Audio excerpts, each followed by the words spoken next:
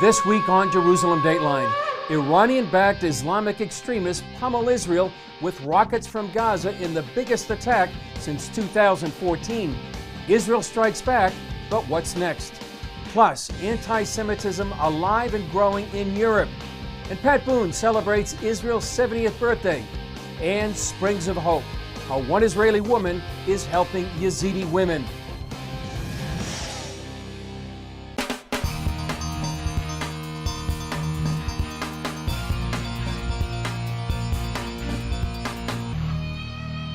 Hello and welcome to this edition of Jerusalem Dateline. I'm Chris Mitchell. U.S. Ambassador to the United Nations Nikki Haley says it's outrageous that the world body won't condemn Hamas rocket fire on Israel. Israel faced barrage after barrage of rocket and mortar fire from its southern neighbor. Here's more on that story from the Israeli-Gaza border. Children went to school and Israelis returned to their routines following the heaviest rocket attacks since the end of the 2014 Gaza conflict. Islamic Palestinian groups launched about 100 rockets and mortars at southern Israeli communities around the Gaza border. This is full force terror. Israel will defend itself by itself, and we will not accept any criticism for defending our children. Many said Iran's fingerprints were all over it. One of the first places hit was this kindergarten in a kibbutz near the Gaza border. A mortar struck just behind me early in the morning, just 1/2 hour before the children came to school. Most of the rockets and mortars were intercepted by Israel's Iron Dome aerial defense system. Israel responded to the cross-border attack by targeting 65 terror sites, including rocket and munition factories, military compounds, and a terror tunnel. Media reports said Palestinians had agreed on a ceasefire. For several weeks, Hamas led violent protests and attacks along the Israel border with Gaza. Many believe this round of violence may be at an end. The situation today remains stable, but it depends entirely on what Hamas will try to do. If Hamas will try to escalate the situation, the IDF is ready and prepared to respond. Quiet will be met with quiet, but terror will be met with a firm response. U.S. Secretary of State Mike Pompeo is taking a leading role in the fight for global religious freedom. And in a surprise move, he's calling together major offenders, even countries that are U.S. allies, to push for real reform. CBN's Jenna Browder shows us what this move could mean. In 1998, then-Senator Sam Brownback helped champion a law to create an ambassador for religious freedom. Today, he holds that position and is ready to take action by going beyond simply releasing an annual report. We must move religious freedom forward. We must defend it in every corner of the globe. And that's why the Secretary is hosting the first ever ministerial on advancing religious freedom. This ministerial, we expect, will break new ground. It will not just be a discussion group. It will be about action. We look forward to identifying concrete ways to push back against persecution and ensure greater respect for religious freedom for all. A key goal for the event will be to convince how countries hurt themselves by not allowing people to freely worship. You have less terrorism if a country is religiously free, because people then can express their faith and instead of fighting you through terrorism. And this is in now all the economic and the scientific data. Today also marked the release of the latest International Religious Freedom Report, highlighting problems in countries like Russia, Iran, Afghanistan, and North Korea. While Brownback believes naming and shaming these countries is important, he admits some type of punishment, such as economic or humanitarian sanctions, should follow. We're pushing them forward. To show his priority to the cause, Secretary of State Pompeo called it an international human right and said he was very intentional about making the July event his first opportunity to host international foreign ministers. In Washington, Jenna Browder, CBN News. One concrete step Pompeo is taking is to free an American pastor imprisoned in Turkey.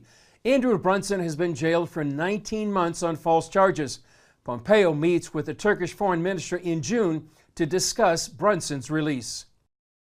So I've spoken with the Turkish foreign minister at least once, maybe twice in my first 3 weeks. In each case, I've talked about the incredible need for them to return Pastor Brunson. It's just deeply wrong, immoral, unjust. No success so far, but you can be assured that we're working diligently on that. The Secretary of State also pledged to quickly fill a State Department post monitoring anti-Semitism around the world. In Europe, anti-Semitism is a steadily growing problem. And as Dale Hurd reports, it's not isolated in one country, it's been sweeping across the continent. This phone video from Berlin showing a man wearing a Jewish cap being attacked in the street went viral, creating a national controversy in Germany and causing Chancellor Angela Merkel to admit publicly that the large numbers of Arab refugees her government has brought into Germany have brought anti-Semitism with them. The head of Germany's Jewish community even advised German Jews to stop wearing kippas or Jewish caps in public. But other leaders called for all Germans to wear kippas, and it resulted in the largest show of support for German Jews since before the Second World War. Hiding ourselves, that is not the solution to anti-Semitism. That has never been the solution. That only strengthens the people that are trying to make us afraid. France was shocked after an 85-year-old Holocaust survivor was murdered in what French police call an anti-Semitic hate crime. She was stabbed 11 times before her body was set on fire. 300 French leaders issued a manifesto denouncing a new anti-Semitism that is leading to what the manifesto called an ethnic purge of Jews from France. Even in Britain, apparent widespread anti-Semitism by members of the Labour Party has become a political scandal. The new anti-Semitism that has swept across Europe has come to Belgium as well, and it's the same story. Physical attacks and cursing of Jews in the street. In this security video posted on Twitter, a man is seen ripping the mezuzah or religious sign off the door of an Antwerp synagogue, then throws it on the ground. This is so common now in some parts of Europe, we visited one synagogue that just took its mezuzah down. Israel's president says anti-Semitism is again in full sight in Europe. There's concern in Hungary, there's concern in France, there is concern of a new and very ugly wave of anti-Semitism sweeping Western Europe, and I think that we will see more Jews coming to Israel. Alan Hoffman is head of the Jewish Agency, which helps Jews return to Israel. We hear of Jewish children being taunted in public schools, and so families say, if this is what the future is going to look like, I don't think that this is what I'd like to see for my children. In Poland, this Holocaust survivor says people still whisper that Hitler did a lot of bad things, but he also freed us from the Jews. But Jews in Europe today know what happened in the 1930s and seem determined to not make the same mistake again. Dale Hurd, CBN News. A British citizen faces what he calls a death sentence for speaking out against the growing influence of Islam in the United Kingdom. A judge sentenced Tommy Robinson to 13 months for contempt of court, all because he shot a video at the building where a Muslim gang faced trial for a gang rape. His arrest has set off protests around the world, with claims that the UK is looking more and more like a left-wing dictatorship. Here's Dale Hurd again. There have been protests from Downing Street to as far away as Australia. A German parliament member has even offered him political asylum. Stephen Lennon, better known as Tommy Robinson, was arrested Friday for simply filming outside a British court where a Muslim rape gang trial was being held. He was charged with contempt of court, and because of a prior suspended sentence, was immediately given 13 months in jail. Some fear it could be a death sentence. As the former leader of the English Defence League and a loud voice warning about the Islamization of Britain, Tommy Robinson has become an important worldwide symbol of resistance to governments that have allowed radical Islam to grow inside their borders. The British government views Tommy Robinson as a troublemaker and has been prosecuting and jailing him for years. He's been unable to work and has had to move his family several times. His autobiography is fittingly entitled Enemy of the State. How do you feel as a patriot living in a country where you believe the state would like you dead? It's like loving a country that hates you. It's like that's how it's felt. I have to look now at the state as an enemy of our people. We spent time with Tommy in his hometown of Luton in 2016, and he told us he's convinced that he's going to be murdered. I know I'm going to get killed. I know that there'll be times when people are watching this back when I am killed, and I've known that for years. His supporters fear he could be murdered in prison. Lennon took us to a prison which he called an ISIS training camp, where he believes he would have been killed by Muslim inmates if he had not forced officials to place him in solitary confinement. His supporters are hoping and praying he survives his 13-month prison sentence. I've accepted that if I'm going to go out, I'll go out on my terms. I'm not going to go out wearing a bulletproof vest or hiding, because morally, what we're doing is right and just. So I may get called and slandered by politicians and media now, but I know the next generation learning our history will know that I was on the right side. Up next, a tiny fragment hints at the discovery of a new Dead Sea Scroll.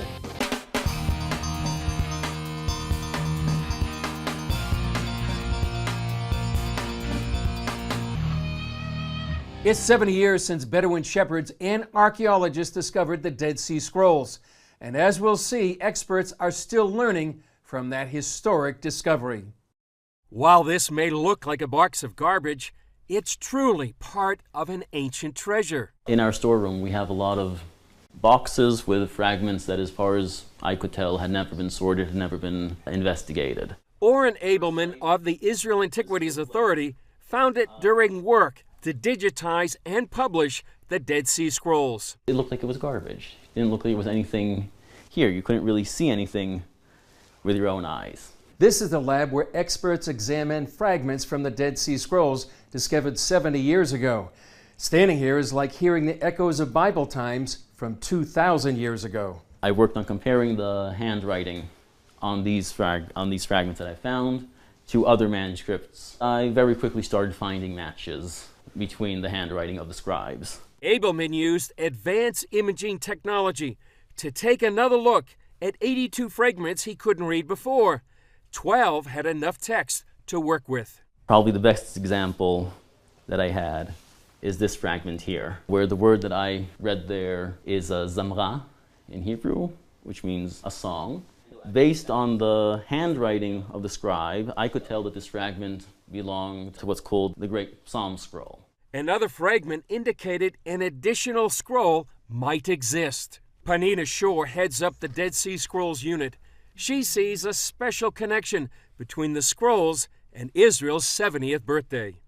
On the eve of the 29th of November, when they were voting at the UN for the partition plan, the son of Professor Sukenik was counting the votes on the radio while Professor Sukenik was sitting at the desk with one of the first scrolls, it was Hodayot scrolls, and realized that he was holding a scroll from Second Temple times. And he said, what could be more symbolic than, as we're voting for the creation of the new state of Israel, to hold in my hands a manuscript 2,000 years old. 70 years later, the Dead Sea Scrolls are still revealing new facts from their ancient past. Up next, singer Pat Boone tells how God inspired the Exodus song and how one line tells the whole story of Israel.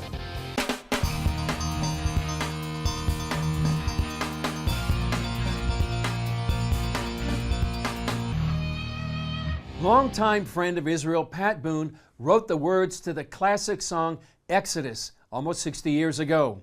We met with Boone recently in Jerusalem. Here are the 4 words he says that tell the whole history of the Jewish people.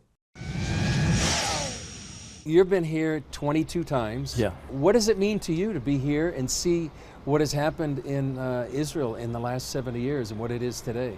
Well, it's heartwarming, it's wonderful. I step into the pages of the Bible. It's faith validating, faith strengthening. It's all of that for me personally, but also it seems to me to fulfill what many of us are feeling, that the days of life on this earth as we've known it are drawing towards some kind of conclusion. Because in the last days, God said, I will draw all my people back to Israel. He's doing that. They are end times prophecies, and we're helping fulfill them, and that's why we love doing it. I sense that as Israel gets more and more prosperous, The enemies have not gone away. We're headed toward the last showdown when, because Israel is so prosperous and wealthy and they can't seem to get around Israel, they're going to try to destroy her. Exodus. You wrote one of the most famous songs, I think, about Israel, Exodus. You wrote the words of it. The music had already been written, but... Yes, it was a Christmas Eve in 1959. And the movie Exodus with Paul Newman and Eva Marie Saint and all this, a big, big hit. And the Ferrati Teicher instrumental record of the song, the theme from Exodus, was a big hit around the world, and I wanted to sing it. And I was looking for an idea just to propose to some professional writer. It was Christmas Eve, and Shirley was begging me to help her get the last presents under the tree so we could go to bed. And I said, honey, just let me put the needle on this Ferrati Teicher instrumental one more time, see if I get an idea. Bum, bum, bum, bum. And the words hit my head, this land is mine. And I said, those 4 words, that's the whole history of the people of Israel. This land is mine. God gave this land to me. And I picked up something to write on, and I started writing. And in about 20 minutes, I just took dictation, wrote the words it seemed to me the melody was saying. And I had written all the song, the lyrics of what became the second Jewish national anthem. Until I die, this land is mine. I recorded it. And of course, Ernest Gold and Otto Preminger, they all approved the lyric immediately. And now, Shaya ben Yehuda at Yad Vashem, the Holocaust Museum, asked, tears in his eyes, big, strong guy, you must have written those words on something. And when you pass or when you're through with it, could we have it? We want to display it on the wall of the righteous Gentile. And are we being presumptuous? I said, no, I'll give it to you now, but I need to let you know I wrote those words on the back of a Christmas card. And he said, great, that underscores the fact that we know that evangelical Christians are our strongest supporters in the world. So we will gladly receive that Christmas card, which they have. For me, it's a high point, one of the crown achievements of my life. So do you feel like you're inspired by the Lord with those lyrics? Oh, without question. It is a personal, singular declaration. It is one person saying, this land is mine. God gave this land to me. Yeah, so you think those 4 words, this land is mine, sums up? That's the whole story. This land is mine, but the second part is, God gave this land to me. Now, you can argue about it, but you can argue with God. He's the one who gave this land to Israel and said, it's yours forever, bringing you back, and no one will ever make you leave. One of the most memorable times you've been here was during the Yom Kippur War, when you got to sing to some of the soldiers that were actually fighting that war. Yeah, I was asked by the Jewish forces to just go up and sort of cheer up and be a morale booster to the soldiers who just won, and I did. I was in a bunker in a helmet and flak jacket, and the ground shaking now and then from a shell still coming from toward Damascus. And since the soldiers weren't ducking for cover, I didn't either. But standing there, I talked to the commander, and I said, my theory is God is restoring the borders of Israel to the time of David, possibly Solomon, but at least the time of David, and enlarging the borders from where they are right now back to where they were in David's time. And the commander, it surprised me, he said, I hope you're wrong. I said, really, why? He said, because it means more fighting, more bloodshed. We would even give some land back if it would buy peace, which Ariel Sharon tried to do, and it was a disaster. So God's given me those opportunities to just, I don't know, to speak His will. And I think I am part of that, and He gives me these opportunities, like writing the song to begin with, and then singing it in occasions like that. You know, there's 2 Pats that I believe have stood with Israel for decades. Pat Robertson and yourself. Pat and I, 2 Pats. I often say one good Pat deserves another, and I'm sure he would say the same as I, that if it came down to it or something, he'd just as soon die for Israel as for the U.S. Pat, it's a real honor to be with you again. And over here they say kol hakavod, which means with great respect. So with great respect and honor and for what you have done for Israel, for the Lord, and for His body all over the world. And bless the world with your entertainment and songs. Great to be with you, Pat. Coming up, see how one Israeli woman is helping Yazidi women cope with the terrors of ISIS.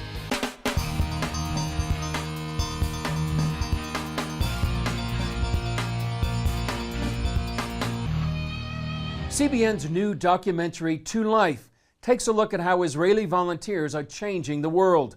Lisa Miera is a Jewish Israeli woman whose 2 sons survived separate terror attacks here in Israel. And that experience led her to help Yazidi women who had been brutalized by ISIS.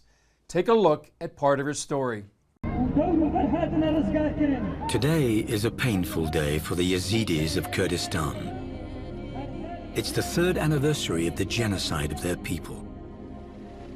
On August the 3rd, 2014, fighters from ISIS, or Daesh as they're called in Arabic, invaded the Sinjar region in northern Iraq, the ancestral home of the Yazidi minority. Some 200,000 Yazidis fled Sinjar. As many as 4,400 were massacred, and another 4,000 to 10,000 were kidnapped, forced to convert to Islam, tortured, and sold into slavery. Those who escaped are now scattered across Kurdistan, living in refugee camps. Today, they mark the beginning of their 4th year in exile. Some are weeping. Most are silent. All of them are wondering when the world will take notice. Standing with them is an Israeli woman who has dedicated her life to helping them however she can. Who wants to intervene with a persecuted, unknown minority group in the Middle East? My conscience will not let me sit at home. Although out of my depth more than ever, I said I cannot walk away. Why the Yazidis? I ask myself questions and I don't have answers.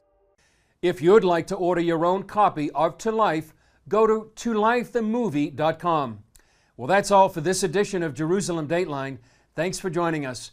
Remember, you can follow us on Facebook, Twitter, Instagram, and YouTube. I'm Chris Mitchell. We'll see you next time on Jerusalem Dateline.